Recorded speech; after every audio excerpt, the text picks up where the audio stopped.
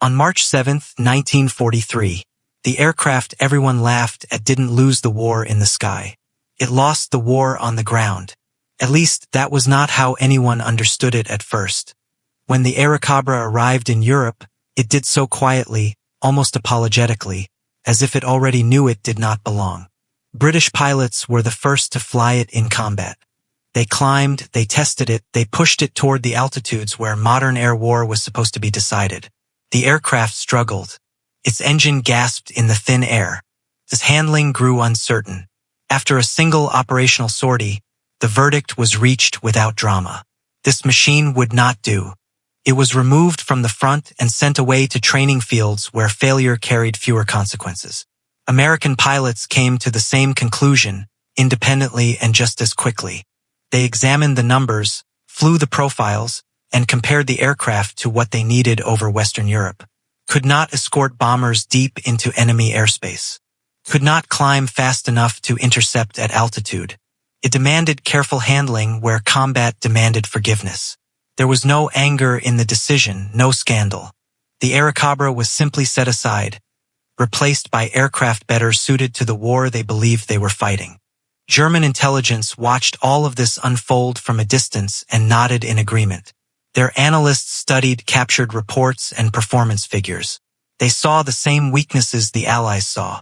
Poor high-altitude performance, limited climb, dangerous tendencies near the edge of the flight envelope. The conclusion seemed obvious.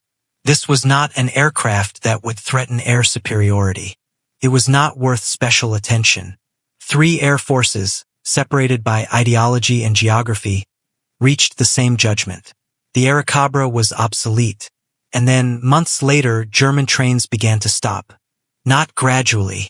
Not because of a single disaster. They stopped in pieces, one locomotive at a time, stranded in forests and fields far from stations, far from repair depots, far from help. Crews reported sudden attacks, brief, violent, over almost before they could react. There were no long bombing runs, no waves of aircraft. Just a single fighter diving out of the sky, firing a handful of shots, and leaving behind a machine torn open by steam and twisted metal. At first, railway officers blamed partisans. Sabotage had always been a problem. Then they blamed luck, exaggeration, or crew panic. Locomotives were strong. They were built to endure pressure and punishment. They were not supposed to vanish in seconds, but they did. In one such attack, a German crew stood helpless beside a frozen switch, breath fogging the winter air as they worked metal tools against ice. They never heard the aircraft until it was already diving. The sound that followed was not a scream or a roar, but a deep, heavy thump, slow, deliberate. The boiler ruptured with a violence no one had prepared for. Steam erased the world in white, and when it cleared, the locomotive was no longer a locomotive at all. Far above, the pilot did not circle. He did not celebrate. He climbed away and vanished, already searching for the next target. No one had imagined the Airacobra being used this way. Not the British who rejected it. Not the Americans who sidelined it. Not the Germans who dismissed it. They had all evaluated it correctly, according to their own assumptions about how war was supposed to be fought. What they failed to imagine was a war that did not care about elegance, altitude, or reputation. A war that rewarded only what worked. And in that war, the aircraft everyone agreed was useless was about to become dangerous. On paper, the United States Navy looked immense, confident, and reassuring. Its battleships gleamed in harbor photographs. Long gray hulls lined up like steel monuments to national power.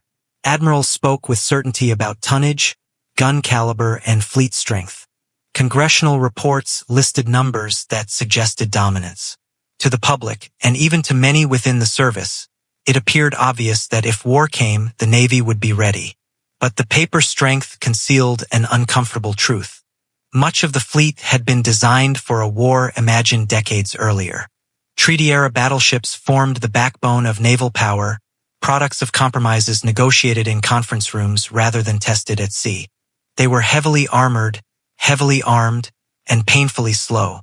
Their great guns promised decisive engagements, but only under conditions that assumed orderly fleets meeting one another at predictable ranges, on predictable terms.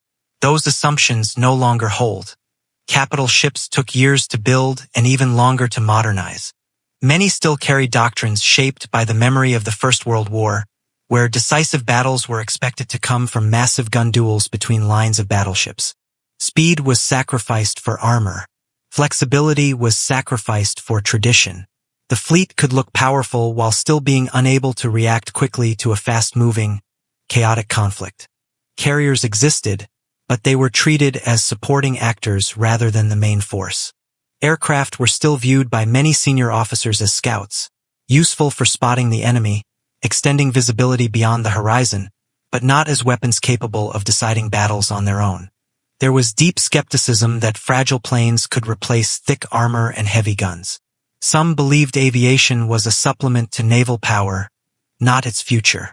This skepticism shaped training, budgets, and planning. Carrier doctrine remained uncertain, fragmented, and underdeveloped. Exercises were constrained by assumptions that aircraft would soften targets, not destroy fleets. Battleships remained the unquestioned center of gravity, even as technology quietly shifted the balance away from them. The Navy was not negligent. It was sincere. It prepared diligently for the war it believed was coming. That was the problem. Psychologically, the fleet was comforting. It looked strong, felt strong. It matched expectations built over decades of tradition and success. But beneath that confidence lay hesitation, inertia, and an unspoken fear of abandoning the familiar. The Navy was powerful, but it was not aligned with reality. When war finally arrived, it would not test how impressive the fleet looked in harbor. It would test how quickly it could adapt when the rules changed. And the gap between expectation and reality would be exposed with brutal speed. The morning began with fire and disbelief. Battleships burned in shallow water, their hulls torn open, their great guns silent beneath pillars of smoke.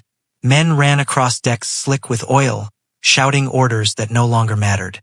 The harbor that had symbolized American naval strength only hours before became a graveyard of steel before noon.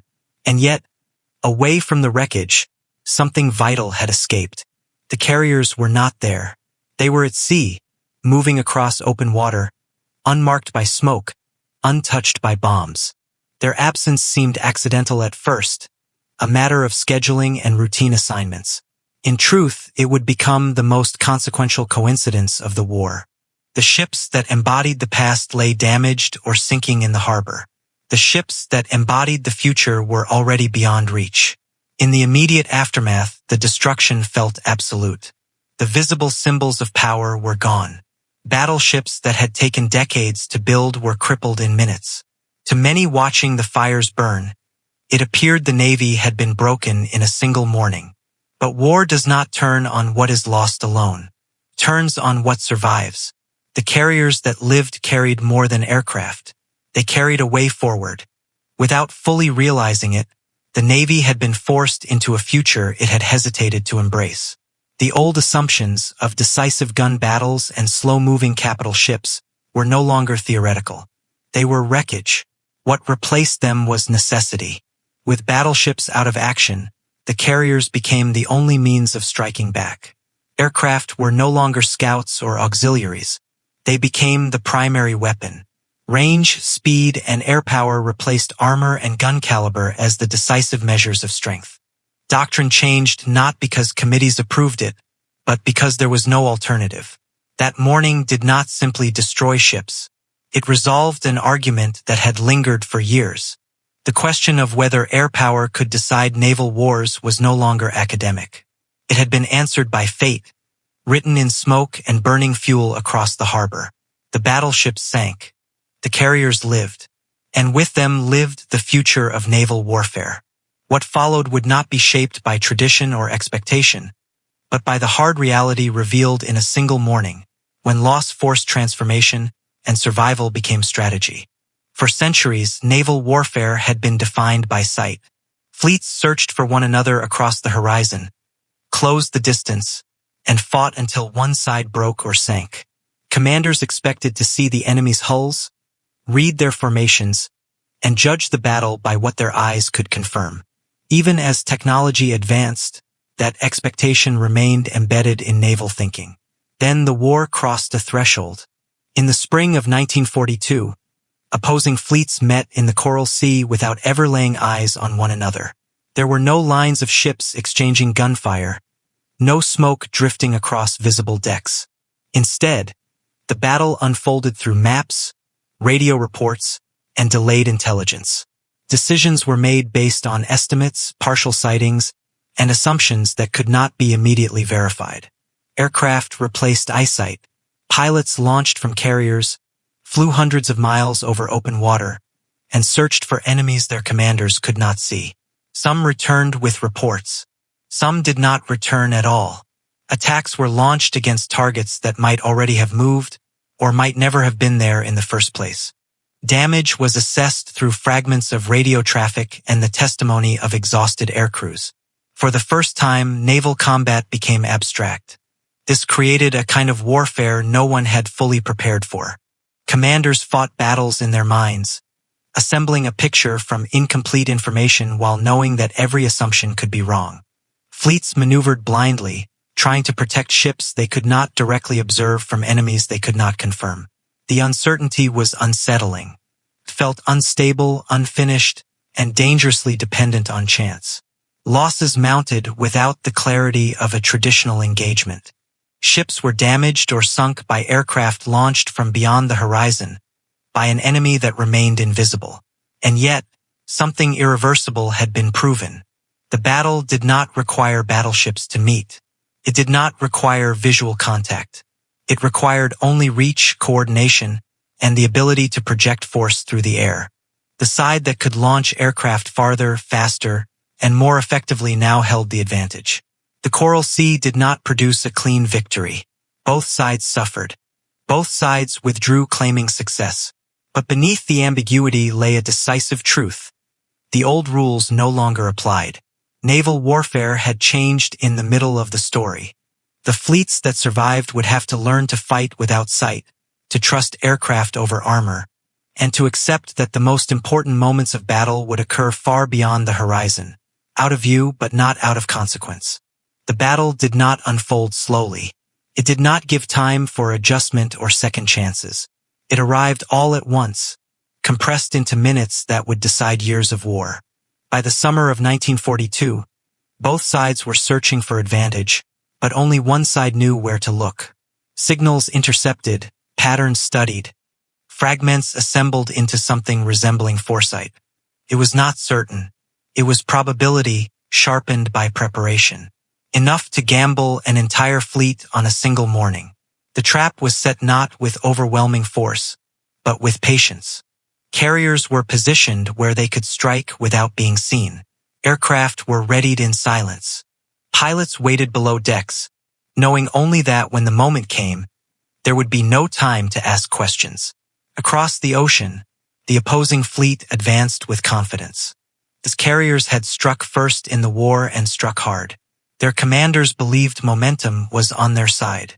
They expected another controlled engagement, another demonstration of superiority. What they did not expect was to be watched so closely or understood so well. When the first aircraft found their targets, the window was narrow.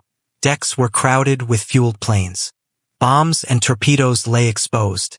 Crews were in the middle of rearming cycles, caught between decisions made minutes earlier. The fleet was powerful, but it was vulnerable in that precise instant. Then the sky fell. Bombs struck flight decks in rapid succession. Fires spread instantly, feeding on fuel and munitions. Explosions cascaded through hangars and compartments never meant to absorb that kind of violence. Within minutes, ships that had represented the core of naval power were burning uncontrollably. For carriers were hit. For carriers were lost. The speed of it defied comprehension. Years of planning, training, and industrial effort erased in a span so brief it barely registered as time at all. Crews fought desperately to save their ships, but there was nothing to save. The damage was terminal from the first moments. The attackers did not escape unscathed. Aircraft were lost. The pilots did not return. The victory carried a cost that would be felt long afterward. But the exchange was irreversible.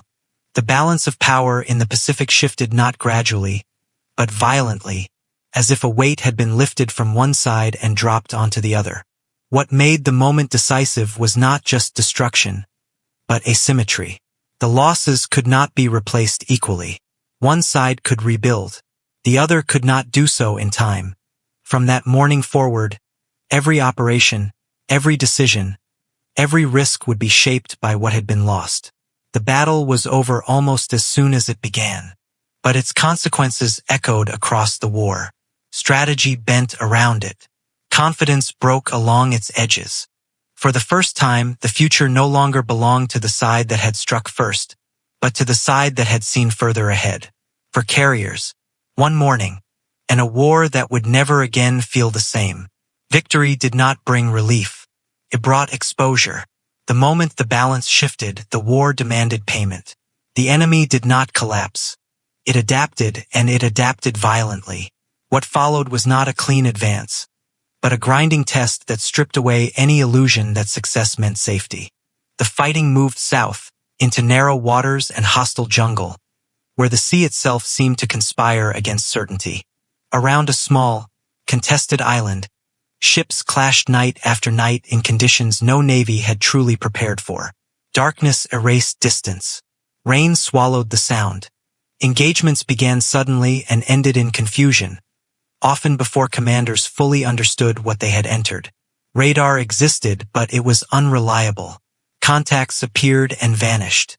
Operators misread returns or trusted equipment that failed at the worst possible moment. Decisions were made on fragments of information, sometimes seconds before impact. In the blackness, ships closed to point-blank range, firing by instinct, silhouette, and muzzle flash. Destroyers became the workhorses of survival.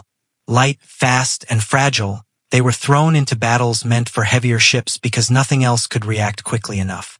Crews fought exhaustion as much as the enemy, running at full speed into waters where ambush was expected and escape uncertain. Torpedoes streaked unseen through the dark. Guns fired at shapes that might already be gone. Mistakes were punished immediately. A single misjudged turn could expose a ship broadside. A delayed order could mean collision, or worse. Fires illuminated targets like beacons, turning damaged vessels into magnets for further attack. Men learned quickly that heroism offered no protection. Only adaptation did. Each night battle rewrote doctrine in blood. Crews learned when to trust radar and when not to.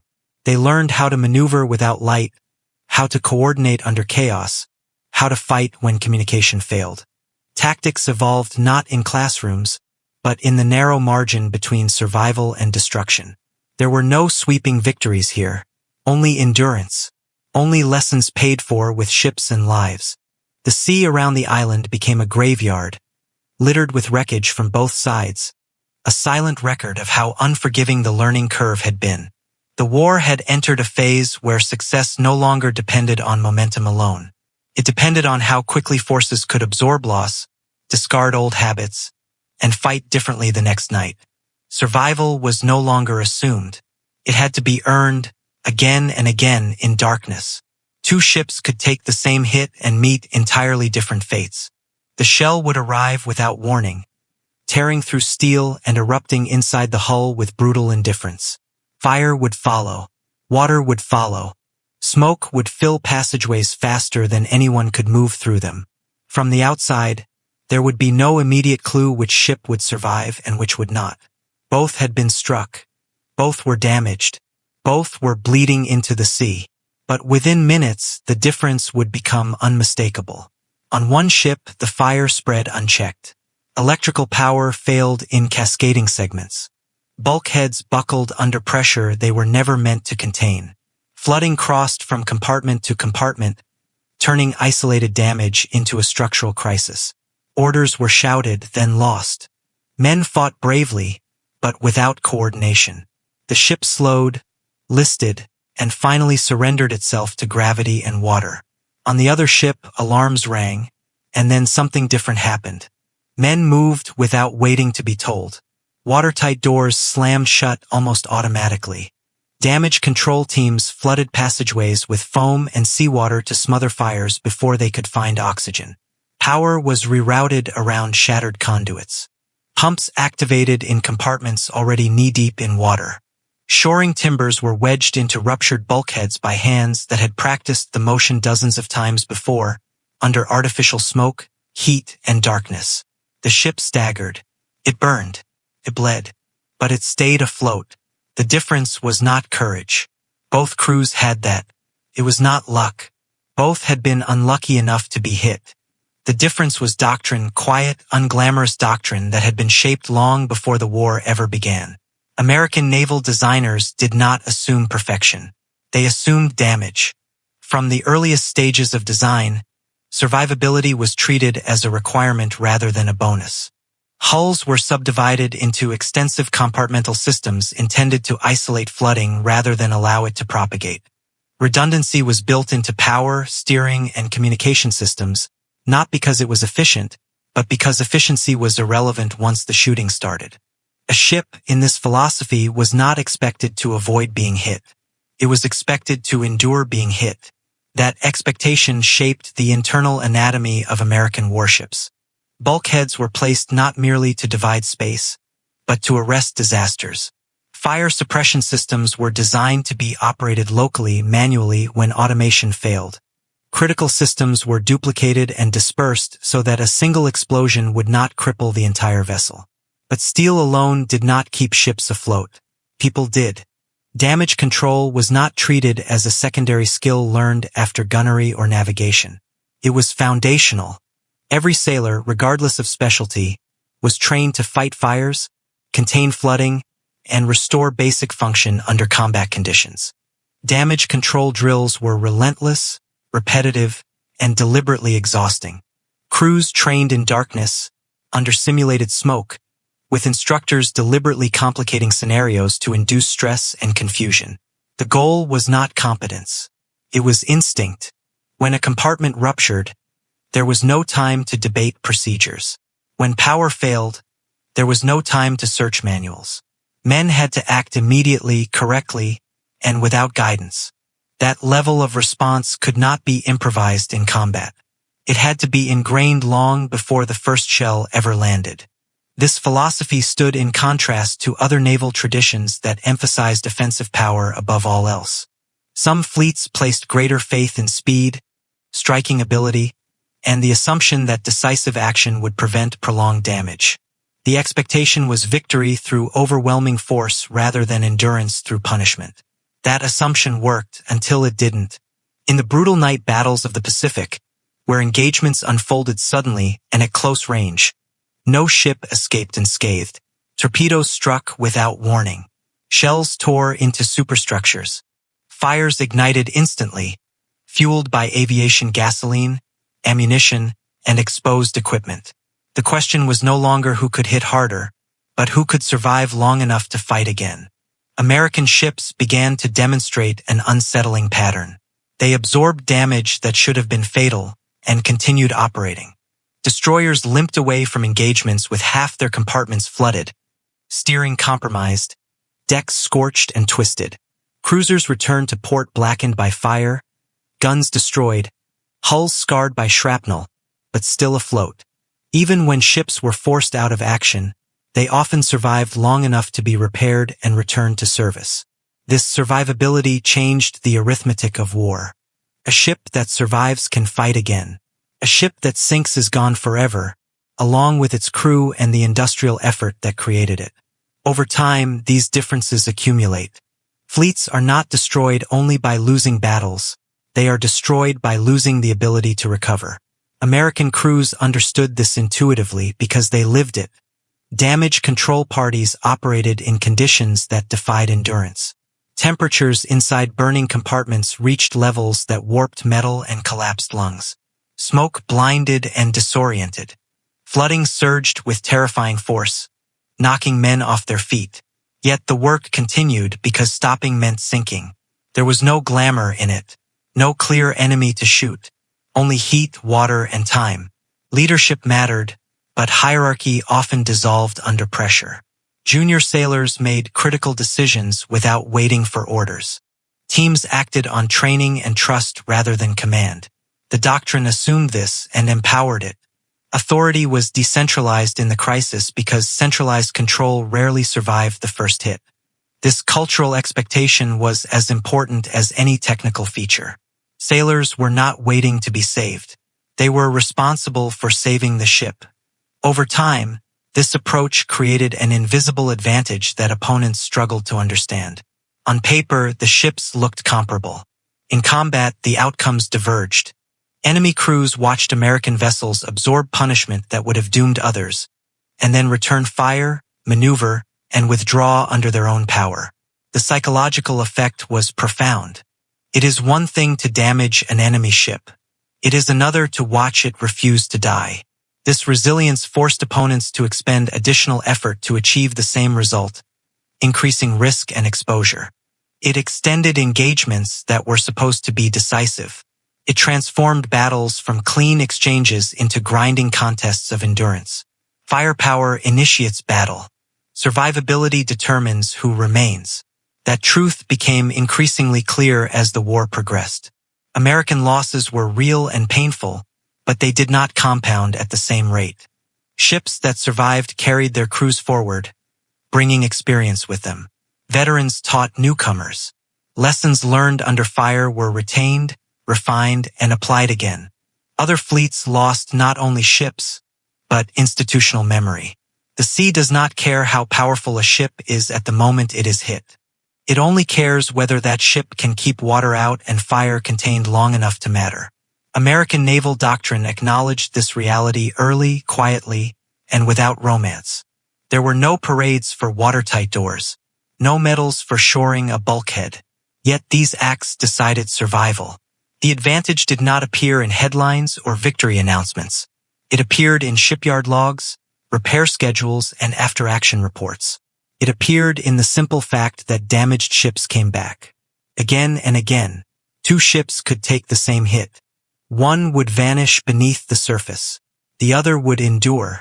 And in a war of attrition across thousands of miles of ocean, that difference, multiplied over months and years, became decisive. Not because American ships were invincible, but because they were built, trained, and crewed to refuse surrender to physics itself. In naval warfare, striking first matters. Striking hard matters. But staying afloat matters more. And that was the advantage that could not be seen until it was too late to ignore. By 1944, Japan was no longer fighting an opposing fleet. It was fighting a system. Early in the war, naval combat still carried the illusion of symmetry. Ships met ships. Pilots faced pilots. Victories could be traced to individual decisions, moments of bravery, or tactical brilliance. But as the conflict stretched on, something quieter and more decisive began to assert itself. The war stopped being about who fought better in a single battle. It became about who could fight longer. The United States did not merely replace losses. It absorbed them. Training pipelines expanded until they resembled assembly lines, producing pilots, mechanics, and officers at a scale no opponent could match. Experience was institutionalized. Lessons learned in one engagement were written into manuals, drilled into new crews, and applied fleet-wide within months. Japan could still produce brave pilots, could still launch skilled crews, but it could not replace them at the same rate, nor preserve their accumulated experience. Each loss carried a heavier weight.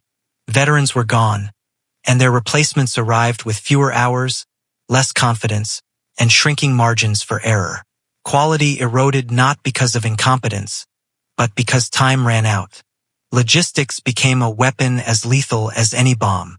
Fleet oilers extended operational reach indefinitely, allowing task forces to remain at sea for months instead of weeks. Repair ships followed fleets forward, restoring damaged vessels close to the front rather than sending them back across oceans. A ship that would once have been removed from the war for months returned to service in weeks. This changed how commanders thought.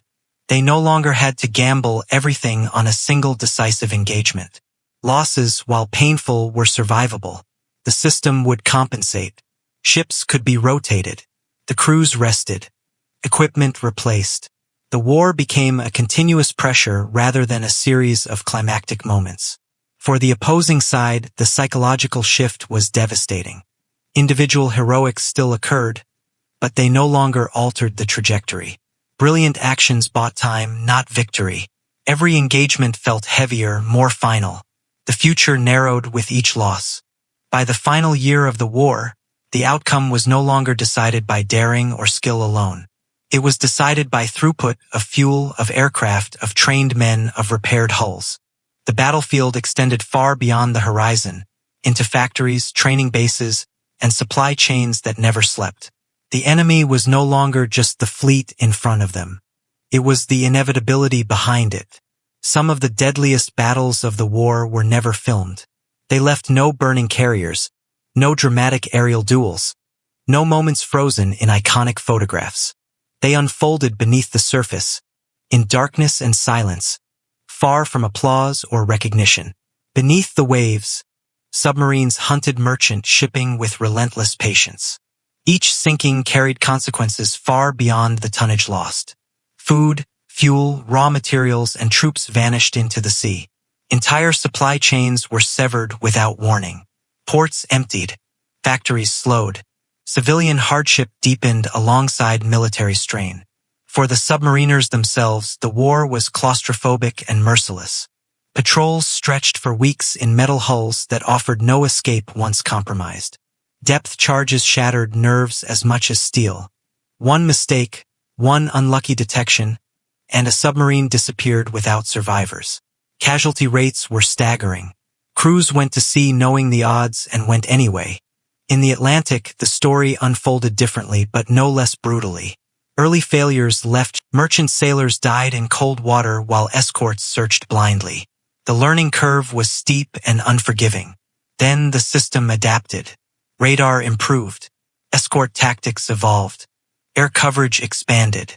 Convoys became disciplined, layered defenses rather than scattered targets. The tide turned slowly, then decisively. Losses fell. The hunters became the hunted. This quiet war mattered as much as any fleet action. Supplies that arrived sustained armies. Supplies that did not arrive changed outcomes without ever appearing on a battlefield map. Merchant sailors bore risks comparable to frontline combatants, yet returned to anonymity if they survived. The war was fought not only where guns fired, but where routes were held. Behind every offensive lay an invisible struggle over movement, fuel, and survival. The outcome depended as much on who controlled the sea lanes as on who won surface engagements. The sea remembers all of it, even when history does not. The United States Navy did not win because it was flawless. It made mistakes, serious ones. Torpedoes failed when they were needed most. Commands clashed, sometimes openly. Rivalries between services slowed cooperation. Risky decisions cost ships and lives. Early assumptions proved wrong, sometimes catastrophically so. The difference was not the absence of failure. It was the ability to endure it. Defects were acknowledged and corrected, even when doing so was politically uncomfortable. Tactics evolved under pressure. Commanders were replaced when necessary. Systems absorbed shock and continued operating. Losses, while painful, did not paralyze decision-making. This resilience extended beyond ships and strategy. It existed in the willingness to confront shortcomings honestly, to adapt without waiting for perfect solutions, and to accept losses without surrendering momentum. By the end of the war, the scale of naval power had become almost unimaginable compared to its beginnings. Fleets spanned oceans. Task forces operated continuously. The machinery of war had grown vast, coordinated, and relentless. But this was not the product of inevitability from the start. It was built through strain, correction, and sacrifice. The Navy that emerged victorious was not the one that entered the war. It had been reshaped by combat, refined by failure, and hardened by endurance. It learned not how to avoid being hit, but how to keep fighting afterward. That was its true strength.